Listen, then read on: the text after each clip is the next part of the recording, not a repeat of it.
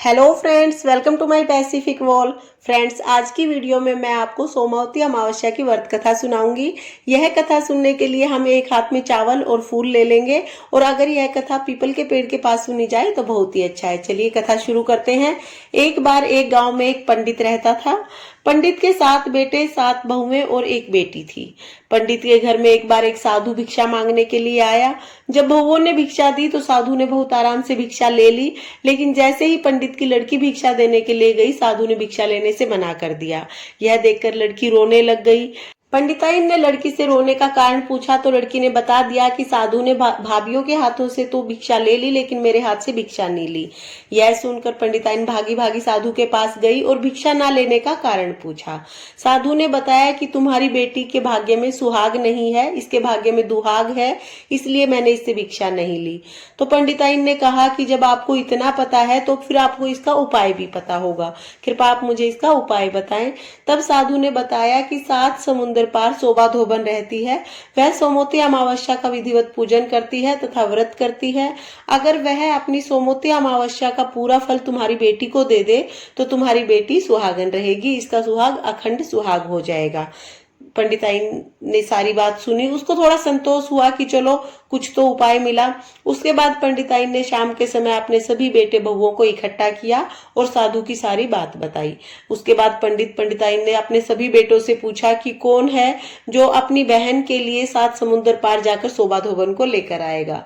बेटों ने सभी ने मना कर दिया, सभी आनाकानी करने लगे। तो इस पर पंडिताइन ने सोचा कि हम दोनों ही चलते हैं और अपनी बेटी के लिए शोभा धोबन को मना के लेके आते हैं। पंडिताइन दोनों चल दिए। चलते चलते वो एक वन में पहुंचे। वन में जाकर वो एक पेड़ के नीचे बैठकर थोड़ी देर के लिए आराम करने लग गई। उस पेड़ के ऊपर सोनपरी रहती थी और सोनपरी के बच्चे उसी पेड़ पर रहते थे और पेड़ के नीचे एक सांप था जो कि सोनपरी के बच्चों को खा जाता था। जब भी सोनपरी वापस आती थी तो देखती थी कि बच्चे नहीं हैं। अब क्योंकि उस दिन पंडित और पंडिताइन दोनों बैठे हुए थे वहां पर, तो सांप बाहर नहीं निकला और सोनपरी के बच्चों को नहीं खा पाया। जब सोनपरी वापस आई तो उसने देखा कि उसके बच्चे बिल्कुल ठीक ठाक हैं, चहक रहे हैं। तो उसने आकर अपने बच्चों को खाना खिलाने की कोशिश की। बच्चों ने कहा, नहीं माँ, हम खाना नहीं खाएंगे, पहले उन्हें खाना खिलाओ जिनकी वजह से आज हम बच गए हैं। जो मुसाफिर पहले पेड़ के नीचे बैठे हुए हैं, पहले उनको खाना खिलाओ। सोनपरी नीचे आई और पंडिताइन को प्रणाम करके बोली कि तुम्हारी वजह से मेरे बच्चे बच गए हैं, तुम्हारी वजह से सांप बाहर नहीं निकला जिसके कारण कि मेरे बच्चे सुरक्षित हैं।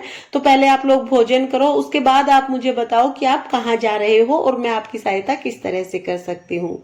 भोजन करने के बाद पंडिताइन ने सारी बात बताई और बताया कि 7 समुद्र पार वह शोभा धोबन के घर जा रहे हैं शोभा धोबन को लेने के लिए।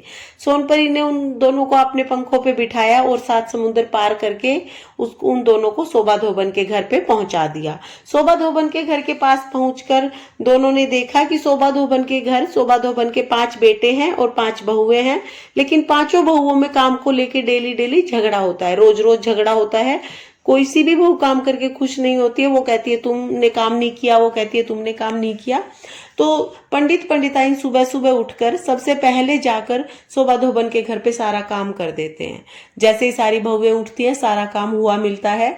वो सोचते हैं उसने किया होगा, वो सोचती है उसने किया होगा, कोई कुछ भी नहीं कहती है। शोभा धोबन देखती है कि घर में आजकल बहुत शांति है। कौन से भले माँ बाप की बेटी है जो किसी को कुछ नहीं कहती और सारा काम कर देती है। शोभा धोबन एक एक करके सबसे पूछती है, लेकिन सभी मना कर देते हैं कि हमने काम नहीं किया। शोभा धोबन रात को छुप के बैठ जाती है कि आज मैं खुद छुप के बैठूंगी और मैं देखूंगी कि वो कौन है जो सारा काम कर देती है और बताती भी नहीं है। जब रात को शोभा धोबन वहां पर बैठी हुई थी, जैसे ही सुबह हुई, पंडिताइन काम करने के लिए आए तो शोभा धोबन ने उनको पकड़ लिया और पूछा कि तुम कौन हो जो मेरे घर का काम बिना बताए ऐसे चुपचाप करके चले जाते हो। तब पंडिताइन ने सारी बात बताई कि वो पंडित हैं और उनकी बेटी के भाग में दुहाग है, तो अगर शोभा धोबन अपने सोमवती अमावस्या का फल उनकी बेटी को दे देगी तो उसके बेटी के भाग में सुहाग हो जाएगा। तब शोभा धोबन कहती है कि तुमने तो मुझे ठग लिया, क्योंकि तुम जाति से पंडित हो और तुमने मेरे घर का सारा काम किया है, तो बहुत ज्यादा पाप चढ़ गया है मुझे। तो मैं इस पाप को उतारने के लिए मुझे अब अपनी सोमवती अमावस्या का फल तुम्हें देना पड़ेगा। शोभा धोबन पंडित पंडिताइन के साथ चलने के लिए तैयार हो जाती है।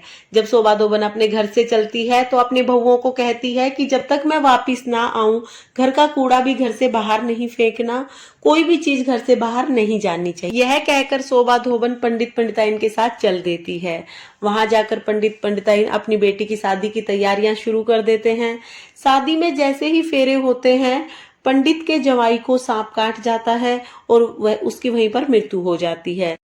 तभी शोभा धोबन पानी हाथ में लेकर संकल्प करके अपने सोमवती अमावस्या का सारा फल पंडित की बेटी को दे देती है और जैसे ही पानी के छींटे लगाती है, पंडित का जवाई हर हर करके उठ जाता है। शोभा धोबन अपनी सारी सोमवती अमावस्या का फल देकर और वहां से विदा हो जाती है।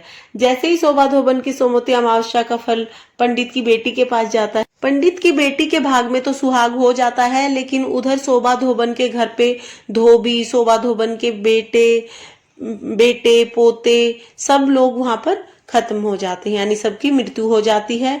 वहां पर गांव वाले बहुत इंतजार करते हैं, शोभा धोबन नहीं आती है तो सभी कहते हैं कि इनको ले जाया जाए अंतिम संस्कार के लिए, लेकिन बहुएं अड़ जाती हैं, कहती हैं जब तक हमारी सास नहीं आ जाएगी हम घर से कुछ भी बाहर नहीं जाने देंगे, जब हमारी सास आ जाएगी उसके बाद ही कोई कार्य किया जाएगा।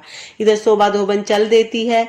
जैसे ही शोभा धोबन जाती है, वो वन में पहुंचती है तो सोमवती अमावस्या आ जाती है। सोमवती अमावस्या जानकर शोभा धोबन वहीं पर 108 कंकर लेकर पीपल के नीचे बैठ जाती है और सोमवती अमावस्या की व्रत कथा सुनती है और पीपल की 108 परिक्रमा करती है। शोभा धोबन जैसे ही सोमवती अमावस्या का विधिवत पूजन करती है, वैसे ही उसके घर पर धोबी, उसके बेटे पोते जवाई सभी जिंदा हो जाते हैं, सभी जीवित हो जाते हैं, सभी हर हर करके उठ जाते हैं।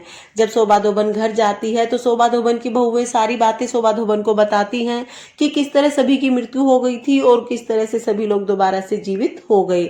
शोभा धोबन उन्हें बताती है कि जैसे ही मैंने अपनी सोमवती अमावस्या का फल सारा पंडित की बेटी को दे दिया था तो उसी कारण से सबकी यहाँ पर मृत्यु हो गई थी, और जब मैं रास्ते में आई तो भाग्यवश दोबारा से सोमवती अमावस्या आ गई और मैंने वहां से सोमवती अमावस्या का पूजन किया, जिससे कि सभी दोबारा से जीवित हो गए। जैसे ही नगरवासियों को ये बात पता चली, नगरी में ढिंडोरा पिटवा दिया कि सब कोई सोमवती अमावस्या की पूजा करे, व्रत करे, 108 पीपल की फेरी लगाए। हे सोमवती अमावस्या, जैसे साहूकार की बेटी को सुहाग दिया, वैसे ही इस कहानी को कहते सुनते हुकारा भरते सबका सुहाग बनाए रखना। इसके बाद हम एक गणेश जी की कहानी कहेंगे। एक बूढ़ी माई थी, मिट्टी के गणेश जी की पूजा करती थी। रोज बनाए रोज गल जाए। एक सेठ का मकान बन रहा था। वो बोली पत्थर का गणेश जी घड़ दो। मिस्त्री बोले जितने में हम तेरा पत्थर का गणेश जी घड़ेंगे उतने में अपनी दीवार चीनेंगे। बुढ़िया को बहुत गुस्सा आया। बुढ़िया बोली राम करे तेरी दीवार टेढ़ी हो जाए। अब उनकी दीवार टेढ़ी हो गई। वो चीने और ढा दे, चीने और ढा दे। इस तरह करते करते शाम हो गई। शाम को सेठ आया। उसने कहा आज कुछ भी काम नहीं किया। तो मिस्त्री कहने लगे कि एक बुढ़िया आई थी, वो कह रही थी कि मेरे पत्थर के गणेश जी घड़ दो। हमने नहीं घड़े। उसने कहा कि तुम्हारी दीवार टेढ़ी हो जाए। सेठ ने बुढ़िया बुलाई।